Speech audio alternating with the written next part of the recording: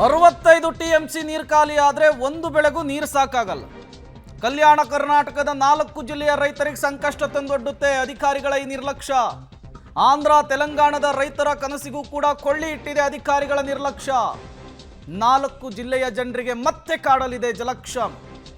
ಮೊದಲೇ ಮಳೆ ಆಗ್ತಾ ಇಲ್ಲ, ಸಂಗ್ರಹವಾಗಿರುವಂತಹ ನೀರು ಕೂಡ ಈಗ ವೇಸ್ಟ್ ಆಗ್ತಾ ಇದೆ. ರೈತರೇನು ಮಾಡಬೇಕು? ಕಲ್ಯಾಣ ಕರ್ನಾಟಕ ಭಾಗದ ಜನರಿಗೆ ಏನು ಮಾಡಬೇಕು ಅನ್ನುವಂತಹ ಪ್ರಶ್ನೆ. ಮಾನ್ಯ ಜಲಸಂಪನ್ಮೂಲ ಸಚಿವರು ಇದಕ್ಕೆ ಯಾವ ರೀತಿ ಉತ್ತರವನ್ನು ಕೊಡ್ತಾರೆ ಅಂತ, ಜಿಲ್ಲಾ ಉಸ್ತುವಾರಿ ಸಚಿವರು ಇದಕ್ಕೆ ಏನು ಹೇಳ್ತಾರೆ ಅಂತ. ಎಷ್ಟು ದೊಡ್ಡ ಪ್ರಮಾಣದಲ್ಲಿ ನೀರು ವೇಸ್ಟ್ ಆಗ್ತಾ ಇದೆ ನೋಡಿ. ಉಂಡದ್ದಲ್ಲ ತಿಂದದ್ದಲ್ಲ, ಎಲ್ಲ ನೀರು ಹೋಗಿ ಈಗ ನದಿ ಸೇರ್ಕೊಳ್ತಾ ಇದೆ, ಸಮುದ್ರ ಸೇರ್ಕೊಳ್ತಾ ಇದೆ. ಮೊದಲೇ ಒಂದು ಹನಿ ನೀರಿಲ್ದೇನೆ ಜನ ಪರದಾಡ್ತಾ ಇದ್ದಾರೆ ಕಲ್ಯಾಣ ಕರ್ನಾಟಕ ಭಾಗದಲ್ಲಿ. ಮಳೆ ಆಗ್ತಾ ಇಲ್ಲ. ಇಂಥ ಸಂದರ್ಭದಲ್ಲಿ ಅಧಿಕಾರಿಗಳ ದಿವ್ಯ ನಿರ್ಲಕ್ಷ್ಯಕ್ಕೆ, ಅಧಿಕಾರಿಗಳ ಎಡವಟ್ಟಿಗೆ ಮತ್ತೆ ಬರದ ಬವಣಿಯಲ್ಲಿ ಬೇಯುವ ಎಲ್ಲ ಲಕ್ಷಣಗಳು ಕೂಡ ಕಲ್ಯಾಣ ಕರ್ನಾಟಕದಲ್ಲಿ ಕಾಣಸಿಗ್ತಾ ಇದೆ.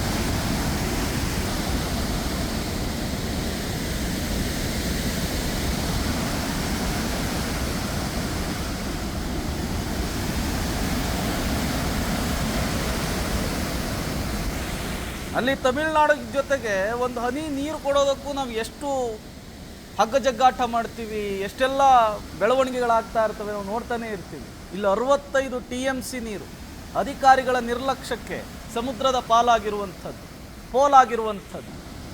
ರೈತರು ಮತ್ತು ಕಲ್ಯಾಣ ಕರ್ನಾಟಕದ ಭಾಗದ ಜನರು ಮತ್ತೆ ಹೊಟ್ಟೆ ಮೇಲೆ ತಣ್ಣೀರು ಬಟ್ಟೆ ಹಾಕೊಳ್ಳುವಂತಹ ಪರಿಸ್ಥಿತಿ ಅಧಿಕಾರಿಗಳ ನಿರ್ಲಕ್ಷ್ಯದಿಂದ ಈಗ ಮನೆ ಮಾಡಿರುವಂಥದ್ದು.